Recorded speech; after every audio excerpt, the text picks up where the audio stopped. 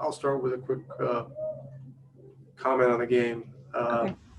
There were positives in this game. The ending was difficult.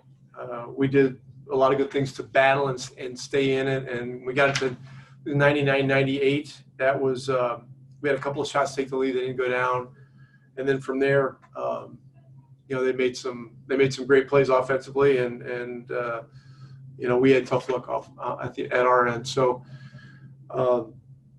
it's a disappointing loss, but I thought we fought hard and just they got us down the stretch. Okay, thanks. We'll start questions with Saad. Hey, Rick, how important was it just to get that production from KP, not only the whole game, but especially that stretch there early in the fourth quarter when Luka was out to where he could not only sustain the game but also help bring you guys back?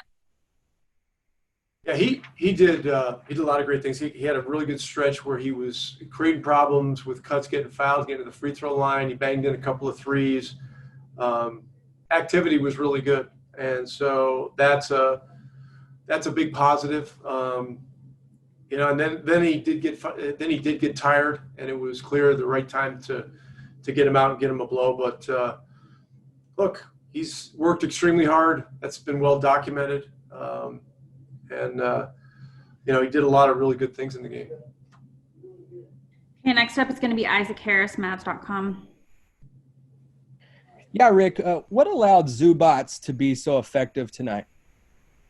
Well, some of it was his screening created problems, and George came off screens a couple times. We had to help, and they were able to find him for a lot of easy baskets. There were some situations where we ended up switching on dead hit screen type situations, and he did a great job of shaping up, and they found him. But 10 for 10 is we can do better than that. He had a great game, but I think we can play him better than that. Okay, next is going to be Dan Wokey. Hey, Rick. How valuable is it? I mean, this is a really good chance that you're going to see these guys again here in a week or so. How valuable is it to have this kind of game footage this close to a playoff series? Oh, listen, everybody here is finding value in everything. Every time you look at practice footage, game footage, you name it, it's all meaningful. But in terms of where we are and with these guys as a possible or likely playoff opponent, we're gonna have to do some things better. They were able to only turn the ball over 8 times. We only turned the ball over 8 times. So from that standpoint, it was a very efficient game. But they kind of went through us and jumped over us too many times, and I know we can do better in those areas. Okay, next up's Eddie.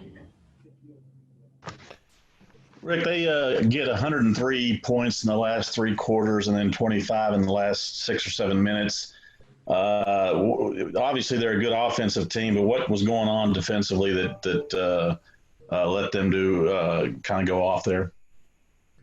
Well, they went with a lineup of a lot of like-sized guys and did a lot of switching, and they had a lot of good defenders out there. So they make it hard. But we had some opportunities that we didn't convert on, and we'll look at the film and find ways we can do better. Okay, we'll have one more. This is from Tadeja. I hope I'm saying that right. I believe she's Slovenian.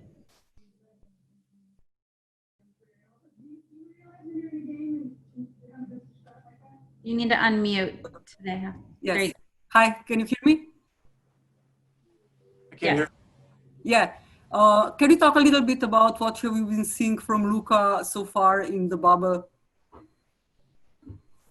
He's had a great training camp. I think defensively he's playing the best he's ever played. And from a leadership standpoint, he's our leader on the floor. He's been terrific. Look, we know statistically that he's going to produce a lot.